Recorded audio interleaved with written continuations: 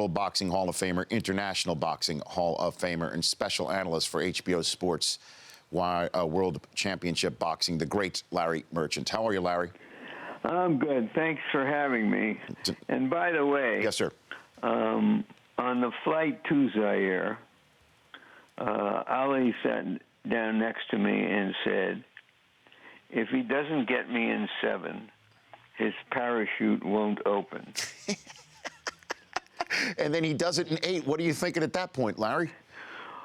Well, I thought that was his understanding that the one crack in Foreman's armor was stamina and his all-out style, and that was the seed of the flower, and his understanding of that, just the way he could intuit various scenes and people just organically over time.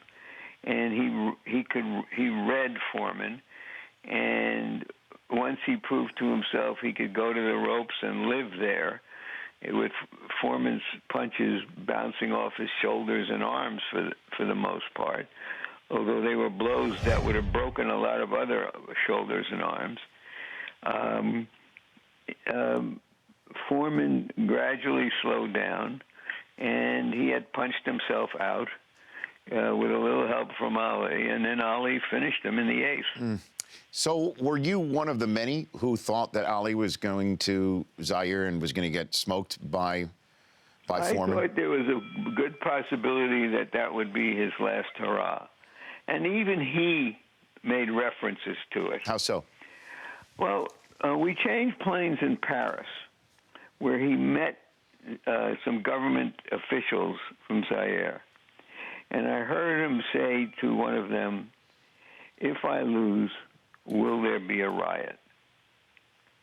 And earlier in Caracas, where George Foreman fought Ken Norton, which is a sort of preamble to the big fight, Ali asked me, do you think I'll be able to retire?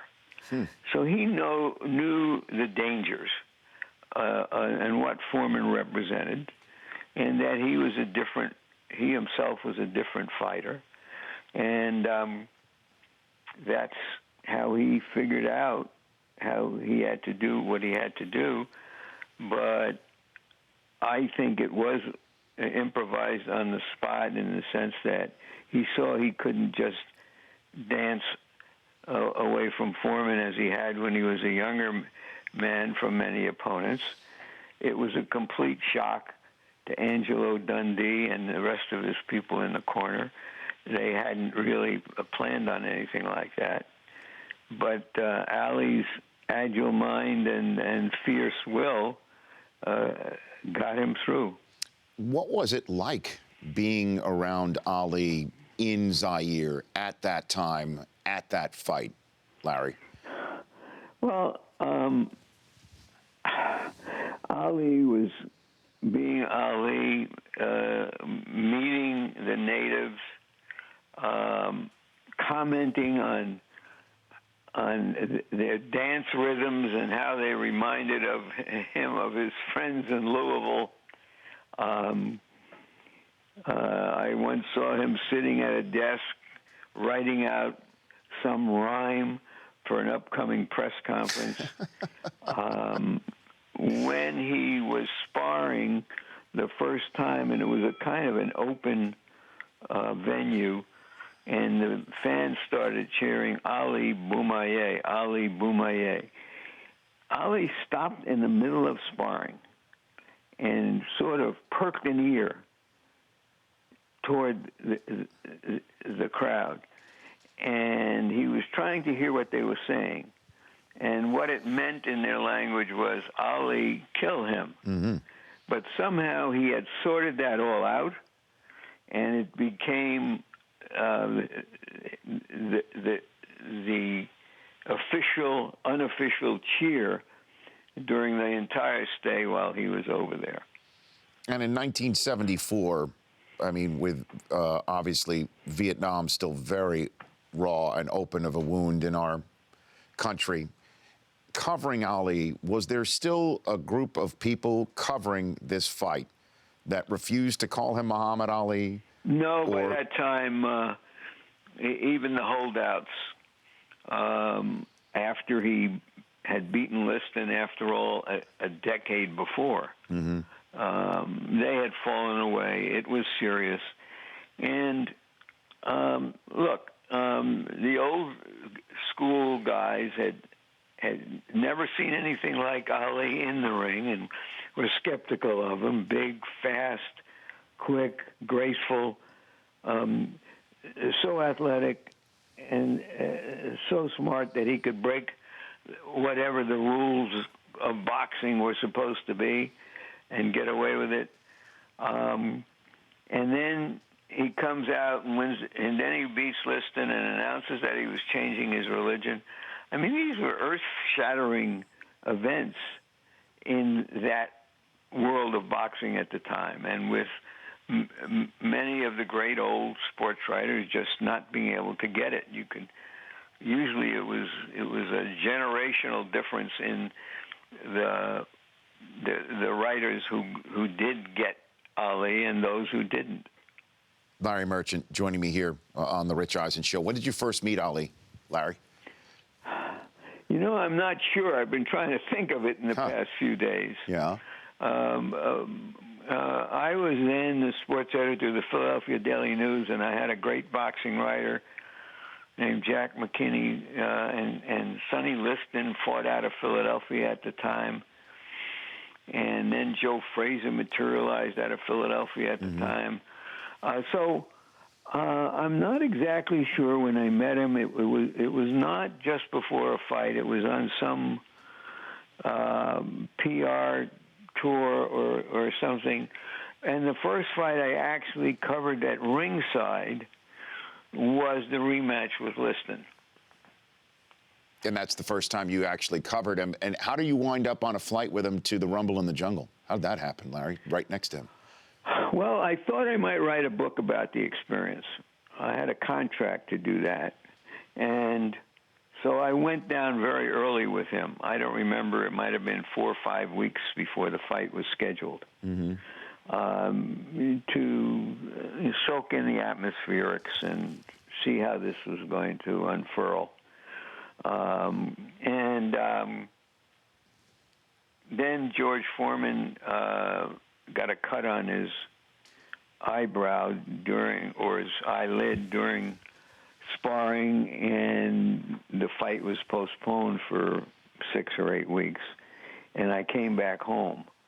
And when I went back to get on a flight to return, I wasn't allowed to return by the Zaire government because of some of the things I had written while I was over there. So I actually watched the fight from theater television at Madison Square Garden. No kidding. Wow. Last one for you, Larry. I wrote that I was a liberal who got mugged. Oh, is that right? And they didn't like that? No. What they didn't like was some article. First, I was the one who broke the story that the fight would have to be postponed. I actually was in the gym and saw the cut on Foreman, on the lid of Foreman's eye, and from my experience, I knew there was no way they could have a fight maybe 10 days out at that time. And I ran across the field to the media center and called my newspaper, which at that time was the New York Post, and told them the fight would have to be postponed. And this was such a huge event there, with so much preparation and so much money that they had put up, that the government there refused to acknowledge that the fight would have to be postponed. And in fact, it was happening that on that day they were flying a big plane load of media over there. That was one reason. Another reason was some observations I had about Zaire and something awry that some hustle that I caught Don King in with tourists and so forth. Huh. I'm supposed to be a reporter and a journalist, not just a cheerleader. Sure, I understand that. They didn't Don get King, that. Don King caught in a hustle. I'm shocked that there's gambling going on in Casablanca, Larry. I mean, my gosh. Shocked. We're all shocked. Shocked. Last one for you. Today's fight game. I mean, can anything ever approach the worldwide reach that Ali had again? Could you think there could be anybody who puts on gloves and touches gloves to get anything close to this again? Something will happen, but it won't be like that. It'll be something different. All of the forces that were coming together in the world at that time, and for him to come along at that moment, when we had the anti-war movement and the civil rights movement and the women's rights movement and sex, drugs, and rock and roll and environmentalism, and the society was divided, and there was much marching in the streets, and along comes this big, beautiful, black, brilliant athlete, showman, which upset people to begin with. Nobody had ever seen anything like that, and to have that come together, and for him to emerge as this American original who used the ring and the title as a platform that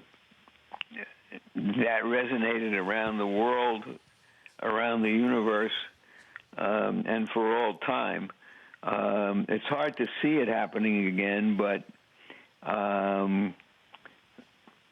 something will happen. Well, Mayweather's looking for someone to fight. How about you, Larry? Can I get you in the ring with him? What do you think?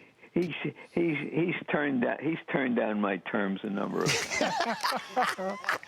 You stand firm, Larry. I want to see those touching of gloves, okay? I want to see that. I want to see that, Larry. Thanks for calling in, Larry. I appreciate it. Thank you, Rich. You take care. That's Larry Merchant. The Rich Eisen Show, weekdays at noon Eastern on Audience.